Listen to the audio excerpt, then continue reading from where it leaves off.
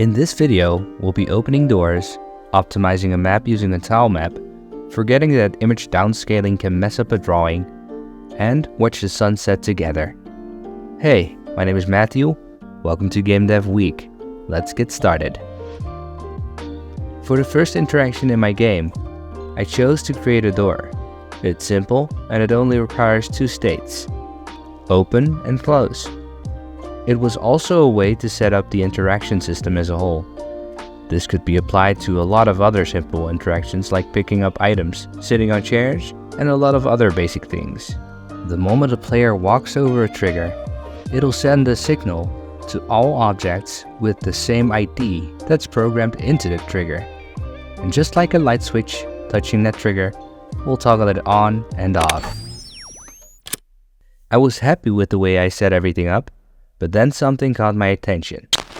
The game's file size was already getting pretty big, and I barely started working on the game. Honestly, I already knew the reason. The map was one large image. For the sake of speed, I just threw in the image as a whole into the game engine, but I don't think I'll get away with it. So I wanted to get that sorted before moving on. This wasn't a hard one to figure out though, since a lot of textures are just a single color for now. I made some basic shapes and bends, and with some puzzling, stretching, and rotating, the landscape looks pretty similar, and these are the only images used for it. How it works?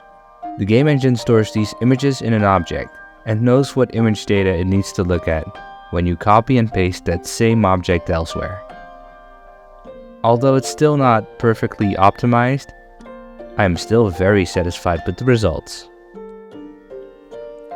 Now that was sorted, I started creating a character that would fit the style of the game.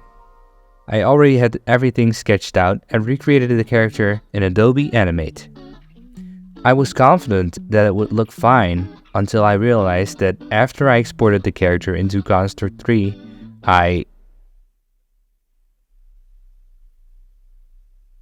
Luckily, the only thing that I had to change was the face, and so I did, and now it looks way better. After fixing the character, I pulled apart the body parts so that I could create a skeleton, as this enables me to reuse animations for a different character.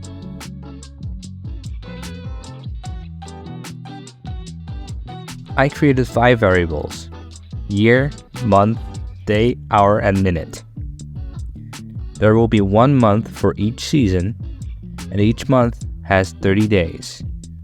The time gets updated in 10-minute intervals. The reason for this is so that the clock ticking won't be too distracting for the player. 1 minute in-game will take 1 second in real life. After struggling for a bit to make the transition from AM to PM work consistently, I finally got it to work. Then, I created a color gradient for the background and made it so that the background moves at certain points in time. I added an effects layer on top of the game which follows the color scheme of the background. And that was pretty much it for this week.